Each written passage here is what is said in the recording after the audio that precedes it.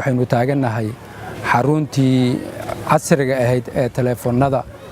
ee lahayd wasaaradii Bostada Iyo Isgarsinta iyo teknolojiyada xaruntan oo la dhisay dhamaadkii 8meeyada oo loogu talagalay ahaa jirtayna xarun casri ah oo telefoonada dalka dhan laga hago dhammaan telefoonada magaalada Muqdishona xarunteeda halkan ahaa jirtay oo dawladii Jarmalka waagaas ee u dhistay Japan ee u dhistay dawladii Somaliya saad u jeedaan maanta annaga gacmeena ku burburinay teknolojiyadii iyo wixii naloo dhisay iyo wixii ummadda Soomaaliyeed isu geysay haddana waxaanu rabnaa dib inaan gacanteena ugu dhisano isu xilqaano oo sideedii si ka wanaagsan aynu ku soo celinno saad la socotaan dhawaanahan wasaaradda Bostada Isgarsinta iyo teknolojiyada waxay ku guuleysatay dhammaan adeegyadii in dib loo soo celiyo caalam ahaan iyo gudahaba in adeegyada dib loo soo celiyo si awgeedna waxaan rabnaa hoos in ugu daadajino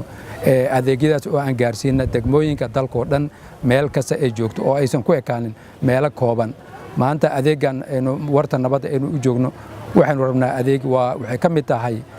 arrinkaas xukuumadda ay qaadatay oo ah in hoos loo daadajiyo adeega ummadda loo hayo sida awgeed waxaanu rabnaa xaruntii hore ee wasaaradda Bostada Isgarsinta gaar ahaan dhinaca telefoonada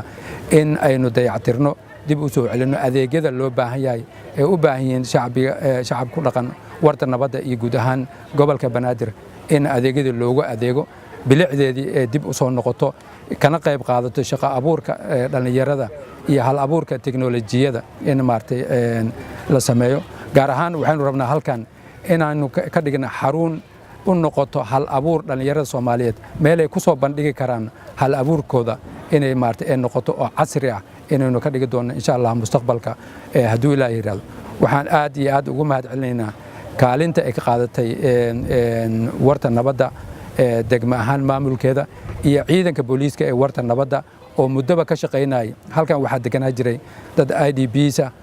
oo fara badan ayaa deganaa meesha aan taaganahay iyo dhabarka dambe oo guriga hortiisaba inta hadda waa laga wada saaray waxa ku haray in yar oo maartay ayaa ku hartay oo u badan maartay ciidamada oo runtii qaarkood inta badan ay u joogeen inay sugaan nabadda iyo meeshii inaysan beelaha noqonin aad iyo aad ayaan ugu mahadcelinaynaa maamulka degmada iyo guud ahaan gobolka Banaadir iyo booliiska Soomaaliyeed gaar ahaan booliiska warta nabadda oo maanta taliyihii oo nala taagan yahay aad iyo aad ayaan idinkaga mahadcelinaynaa waxaanu rajaynaynaa inta dhimanna wadajir inaynu u dhamaystirno oo hawshan aynu isla qabanno inta yar oo ku hartay oo u hartay inay sii ilaaliyaan meesha ee ku simaan gacanta dawladda waxaan leenahay waxaa la soo gaaray waqtigii danta guud lagu fuli lahaa waxaan idinka codsanaynaa aad iyo aad u mahadsantihiin intaad soo ilaaliseen intaad soo xafideen intaad maartay nagu soo sinteen in ugu dambeyn 10ka bisha Juun hadduu Ilaahay yiraahdo in maartay halkan oo bannaan inaynu u nimaadno oo howlihii laga qabto inta ka horeysana howlaha muhiimka sida darbiga hore iyo ganjeelada hawshaas way sii bilaaban doontaa oo ma sugi doonto inta qofka ugu dambeeya uu ka baxo laakiin waxaan rajaynaynaa hadduu Ilaahay yiraahdo in 10ka Juun meeshan noqoto meel bannaan hawshii loogu talagalayna lagu qaban doono mar kale waxaan aad ugu mahadcelinaa wada shaqaynta wasaaradda Bostada Iyo Isgarsinta iyo teknolojiyada ee u muujisay gudoomiyaha degmada warta nabadda gudoomiye Saynab iyo taliyaha booliiska waa aad iyo aad ayaan idinkaga mahadcelinaynaa waa la wada shaqayn doonaa adeegana waa soo wada gaarsiin doonaa waxaanu rajaynaynaa shacbigeena wanaagsan ee hadda ku sii harayna inay u dhaganugulaadaan awaamirta dawladda oo ah 10ka Juun in meeshan la baneeyo hadduu Ilaahay yiraahdo adeegana dib loogu soo celiyo